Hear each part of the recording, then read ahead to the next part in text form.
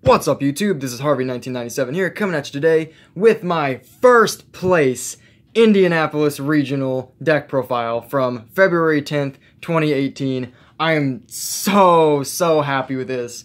First place feels so great. So great. I just don't know what to say. I had a blast today. It just kept going, like undefeated, going into round 3, into round 4, and just all the way up through round 8. Any of my opponents, if you're watching this, great job. I had a lot of fun today. I had a lot of great matches. Like, 2 of my favorite matches today were honestly games that I lost. Rounds 7 and I believe 5. I think they were against Dino and an Inspector border deck, and I lost both of those game 2s. But those are some really solid games. Yeah, this deck performed very well as a whole, though, and is very good against the mirror, which I wound up playing 4 times over the course of the event. So, yeah, we'll start with the main deck, then go to our extra inside, and I'll talk about some of the things that happened today. So, it is a 40-card main, and then 15 in both side and extra. That's obvious. We have our 3 copies of Astrograph, and our 1 Stargazer to go with him. Then we have 3 copies of Chrono, and 1 Time Gazer. This card is, like, incredible. I can't stress that enough. Chrono, Time Gazer, like, some of the best stuff this deck has to offer. Stargazer isn't as good. In fact, I sided him out a lot of times if I needed that extra slot. But I think he's still pretty necessary unless you really need that extra flex slot. So I'm still playing him. Then for our Magicians, we have 3 copies of Purple Poison, and 2 copies of Oath Dragon for our low scales. Then we have 3 copies of Wisdom Eye for the flex scales, 3 copies of Black Fang for high scale, and 3 copies of Harmonizing that's kind of a high scale, but is more used for the Pendulum summon effect. It actually did come up a few times, though, where I did put it in the scale, and it helped out a lot for that, so it's relevant still. The attack increase that it gives also isn't huge, but it's there.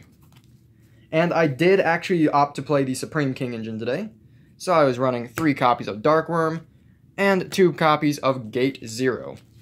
I absolutely loved this at 2. I would play it at 3 if I could find the space. I just couldn't.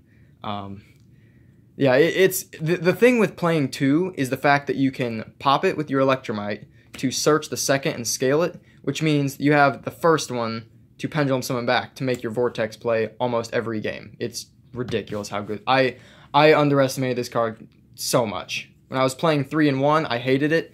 Bumped it up to 2. I love it to death.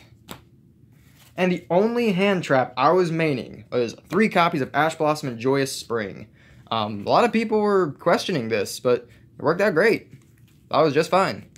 I do think it is okay to side one of them out in the mirror when you're going like first or second. Doesn't really matter.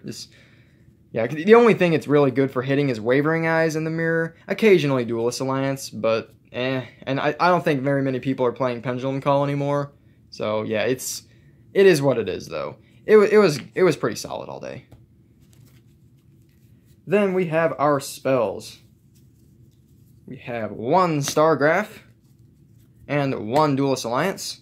And I guess while I'm on that note, 1 copy of Time Pendulum Graph.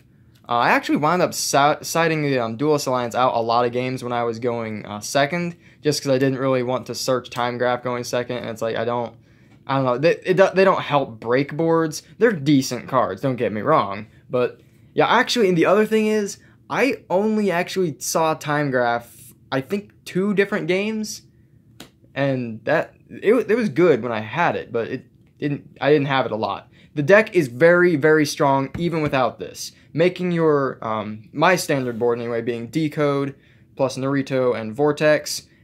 I think the standard board, it should be what you go for. But yeah, I think if you have that, you shouldn't really need Time Graph to win. So yeah, and I guess there's a trap in the middle of it. So the rest of the spells, we have 1 Foolish, 1 Dragon Shrine. Play 1 Foolish before you play 2 Dragon Shrine, people. Some people I've seen try that. This has more utility. It can send stuff for Black Fang revivals or anything else. This is literally only send Darkworm. I actually sided this out a lot.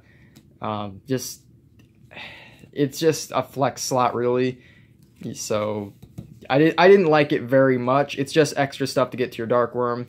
And Foolish, I didn't side out too many times, but I found myself still liking Dark Worm Engine even without these being played. I'm still going to play them in the main, but I think they're very easy side outs.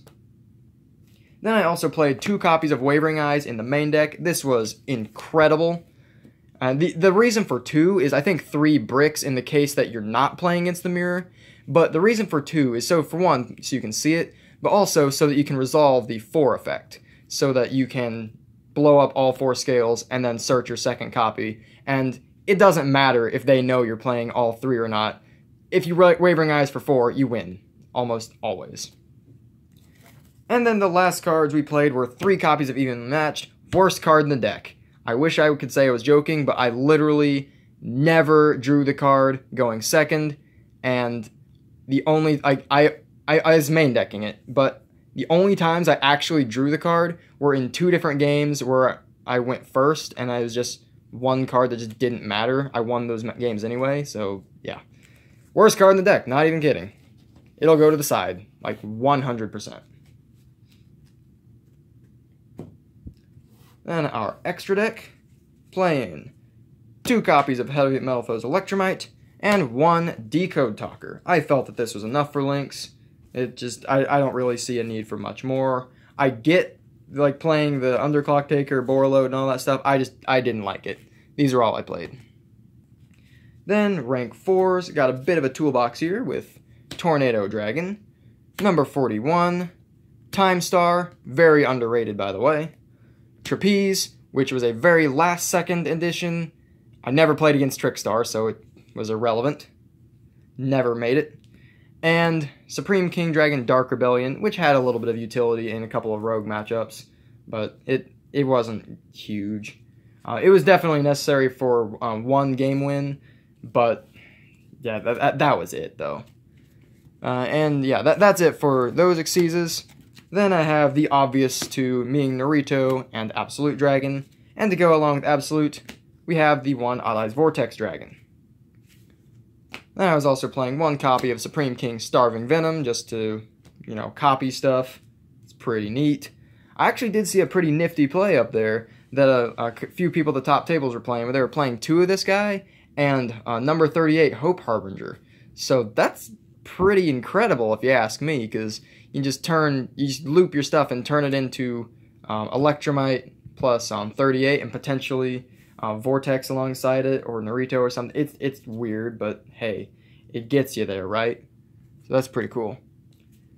And then for Synchros, I played 1 Supreme King Dragon Clearwing. It came up like once. It was alright when it did come up, but I think I could have honestly lived without it. 1 Ignister. It was good the couple of times it came up. Like, it was very necessary the couple of times it came up, and I probably can't cut it for that reason. And this is the hard one. Psyframe Lord Omega. I literally never made this card. I know how good it is, but it just never came up. I never had really a reason to make him. If I was able to make him, I could have made a rank 6 or a rank 7 instead for the turn 1. And for turn 2, it was just like OTK through everything, so it didn't matter. So yeah, that is the extra deck. And then for the side, played ABC Dragon Buster and Spiral Double Helix because I'm playing 3 copies of Ghost Reaper and Winter Cherries. I never played Dragon Buster, or I never played ABCs, I never played Spirals. So you know how useful these 2 were. They weren't. Yeah, didn't play against any Spiral, any ABC, or Trickstar. I was basically just playing, half my matchups were Rogue, the other half were Pendulum. Yeah, Reaper against Electromite is the nut. Just busted card. I think that is honestly one of the best reasons to not run 3, because it's already like game over if you lose 2 of them and you can't like retaliate, but especially if you lose 3 of them, it just hurts so much more. This card came in such clutch. Then I played 2 copies of Humongous, the Sticky String Kaiju. Only came up a couple times, but one of those times was against the Inspector Border Stun deck, so it was very good to have there. Actually, a nifty thing is he was running the Earth Barrier statue in there, and this is Earth. It did not come up, but it theoretically could have, so I don't know, I'll probably keep him. Then we run the third copy of Wavering Eyes for the mirror, going first or second. 3 Cyclones. These go in literally every game 2 and 3, because what if they flip Anti-Spell? What if they flip Unending Nightmare? What if Scales? Anything. Cyclone gets rid of it. It's too necessary after game 1. Then, for the mirror, 3 copies of Dimensional Barrier. This card basically says, hey, Pendulum, end your turn. End your turn. I only flipped it 3 times through the entire day, but that was because I only went I only went first against the mirror match in 2 different occasions. I 2-0'd the other 2 times I played them, but 2 of the times I played it were in the same game, and they just stalled me for 2 straight turns until I finally got my last combo piece. And the other time was just 1 turn under Barrier, but that 1 turn was enough. Barrier is incredible. And it's also really good for Rogue. That didn't come up, but it could have. And then the 1 Solemn Judgment, which I sided in when I was going first, but I never drew the cards, so I can't really tell you how it was. It's kind of like evenly. It was like it didn't do anything for me because I never drew it. So yeah, that was it for the side. You've already seen the extra deck and the main deck. So you guys tell me in the comment section below what you think about this list. I'm extremely happy with how it performed.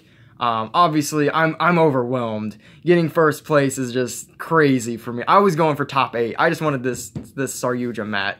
That's all I wanted. But then I just kept winning, and I eventually made it to the final round and won. It's just a swift 2-0. That was crazy. I mean, don't get me wrong. I opened pretty nutty in the final round, like double Wavering Eyes. Ooh, that was good. But yeah, anyway though, you guys tell me in the comments section below what you think about my deck profile for the Indie Regional of February 10th, 2018. As always, make sure to hit that like button and subscribe for all my future content, and I'll catch you in my next video.